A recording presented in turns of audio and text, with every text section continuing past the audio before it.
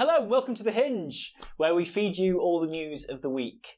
This week I saw Spider-Man. Far from home. Far from Homecoming. It was good. It was good. I don't want to talk too much about it. Obviously, I don't want to ruin anything. I know all the kind of twists and turns, You know without ruining it. You don't know the twists and turns, potentially. Is it better than Far From Home? No, I would say it is Far From Home. No, it's not better than Homecoming, in my opinion. It sort of feels like it's quite detached from...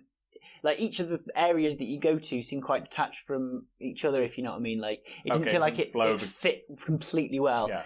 Also, there was a little bit incoherent, and it didn't really... Some of the serious bits were taken up by jokes, and some of the jokes were taken up by, like, slightly weird serious bits. It just wasn't... It was the usual thing where something slightly serious happens, and like, should we put a joke on this? Yeah, exactly. But a little bit less. There's this weird bit where he gets the glasses, and that whole scene, and it was just, fun times. What's Peter Parker going to get up to with this whole like load of technology? But really, he was just quite stupid about it, and it was just like, how can I get into this? You know, so a bit uneven. Yes, yeah. It wasn't that fantastic. But the best part about it, and I don't care if this is a spoiler because I don't really think it is, but it doesn't really affect the plot in any way, shape, or form. But the recasting of Jonah Jameson as food poisoning scare, Sweep City. Well, not Jonah Jameson. You know, he is just Jonah Jameson. J.K. Simmons, the Yellow Peanut himself, as J. Jonah Jameson was amazing, and I fucking love that. And I actually, in the cinema, I just went, "Fuck yes!" loud, and people behind me laughed at me. But it was really good. Give me a quick number. I will say I will give it a 7. It's pretty good. I really liked the Mysterio parts of it, and I thought that the way they did the bad guy was freaking out a little bit. That's slight spoiler there, but yeah. Anyway, you know he's a bad guy. The way they did him was really, really good. I heard Jake Gyllenhaal's going to be very good. He's always very good. He's very good in it, and Peter Parker was very good in it. The only thing that I'd say was I just wanted to see. You know, I understand why you want to see a bit more of the summer vacation. It's all summer having nice time sort of shit, but I didn't really feel like it was a Spider-Man movie in a weird way.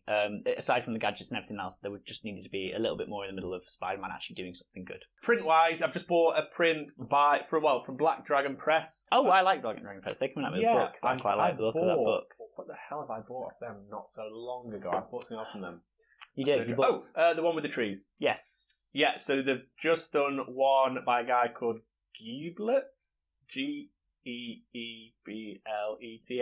And it's for The Host, which is a movie I was a bit obsessed with I feel like it was about 12 years ago now. I've heard of this film. Yeah, you were discussing it. Yeah, so it's like, I'm sure on the DVD cover, if I'm wrong, it was like Jurassic Park mixed with Jaws. So it's basically this land shark monster attacking, I think it's South Korea. And the whole film starts with basically this guy like rubbing some dust off some old bottles of acid and going like dirty and like get rid of them. So basically the employees tip all this acid in down the sink, and it ends up creating this basically like a kaiju, like a monster fish which just runs rampant, like Deborah. Hedorah. Yeah, Hedorah, not Deborah. Yeah. I remember thinking, I don't know how it's. I'll throw some images up now, but I remember thinking like the CGI and stuff was really impressive at the time of the monster. When was it? Sorry, 15 years I feel ago. like so I was like 20, 21, not 15 years ago, so I'm like 32 now. So about at least a decade. It's at least a decade old. But I remember being quite a sort of almost like a black comedy as well. Okay. And completely related, I might cut this out, but I remember there's a bit where they're on the run. This guy's on the run, and he's in this big office, and the police are trying to get him, or SWAT team. I can't remember. It's been 10 years. And then he gets the plug, right? He gets the plug, and then he gets a paperclip, and he puts the paperclip so it's connecting the two bottom bits of the plug, and then he plugs it in. And the whole office, it fuses the whole building, and he escapes. Oh, okay. And I was like, that's the coolest thing I've ever seen. Yeah. But I was like, does that? I've not tried it because it'll probably kill me. I watched Logan Lucky yesterday, and in Logan Lucky they do a similar thing. No, it's like I've seen Logan Lucky, but I'm trying to remember. Yeah, they get like some paper, some. It's either a paper clip or two little sticks, and they put some paper over it, and then they put that in the plug socket, and then it all just like sparks out, and then it sets the paper on fire, and then it drops out, and that's like a good way to set a fire. But that was a cool one, and it's quite similar. This video is sponsored by British Plugs, because you can't do that with British Plugs because they've got the Earth. They've got the Earth. We're much cooler. And paper clips. Because we get high voltage. Yeah. And also, it's just more secure. It's just weird. It's you can't just rip out an English plug. You can't. It doesn't work. You can't just rip out an English plug. You've got to go up and spend time getting that plug out. Anyway, The Host is a very good, and I've gone for the blue variant. I think there's like 4 or 5 different colours. Oh, okay, cool. The yellow one's actually really, really cool, but I just like blue shit. But yeah, Black Dragon Press, Geeblets, It's just really cool. And watch the host. We might do. I feel like maybe we'll come back to it because it's quite a cool kaiju review. Yeah. But yeah, what else is going on, Mark? Well, I have been looking out for this because we got told by Rocom, a really, really cool Spoobie artist, toy maker. The glow in the dark. Glow in the dark Death Jaguar. Yeah, so I'm definitely going to get that. I was waiting to get the. I'm going to get the non-painted version. Have you ordered it yet? No, but I'm going to get the non-painted version. In on that. Yes, no, that's good. Yeah, because then we can combine shipping. Shipping. We live really far away, so it's like, please, yeah. So I kind of want to combine some shipping. So I will make an order with that. That's a good shout. Would you want the unpainted one? I need to look. No, do you want the painted one or the unpainted one? I quite like the original, like the. Oh, so you don't want the glow in the dark one? No, I like the 2.0. Okay. I'll have a look, but yeah. The 2.0's got like this sort of effect on it, hasn't it? You don't like the see-through one? I don't like the see-through one. No, I like the original. It's like the standard design, but like the I think obviously the slide back version. Yeah, but no, I want the see-through. I want the thingy one so I can paint it and I can do some cool like old style colours on it. Don't order without me. I won't. I might get in on that. Speaking of glow in the dark stuff, I've completed my GMK set. Remind me what it is. GMK is the M1 Go GMK Godzillas that I have with the eyes.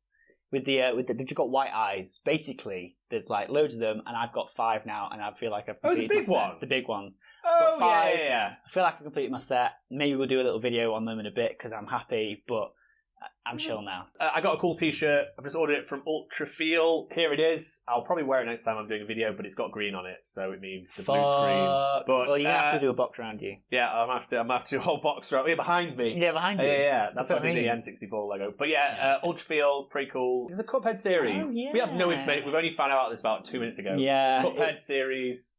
I think that could be good. That could be good. I mean, like, it depends who they've got like as like a showrunner thing, because Netflix had on it that In the Garden Wall thing, and that was kind of creepy, and that sort of reminds me a little bit of it in a weird way, because it's dark, but yet it's for kids. Yeah, from the game, I'm not completely yet. It's so fucking hard, but I can see it working. It's just got to be a bit. It needs that kind of little dark edge to it. But have you seen the trailer for the new DLC as well, for the Cuphead DLC? No. It just looks cool. The whole world is quite cool. Yeah. I can't imagine it's in Cuphead. It should be like little 5-minute, like episodes. Literally like old. Well, probably like old TV cartoons. Shows. Yeah, which is like Tom and Jerry. It's like 5. Oh.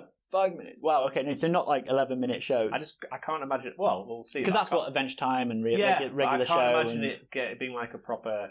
I don't know, but I can see doing little snippets, just like here's 5 minutes. Yeah, but yeah, they said that it was going to be accessible to kids, but there's going to be something in there for adults as well. Yeah. But even like Over the Garden Wall, to me, some of that's quite creepy. But like a kid can happily watch it. There's quite a few parts of Adventure Time I feel the same way. Oh yeah, like, with the stakes ones. The stakes episode, they're really creepy. But even the first one you see Marceline's dad, and he's like, that's still spooky. Sucking people's souls out, or whatever. Really.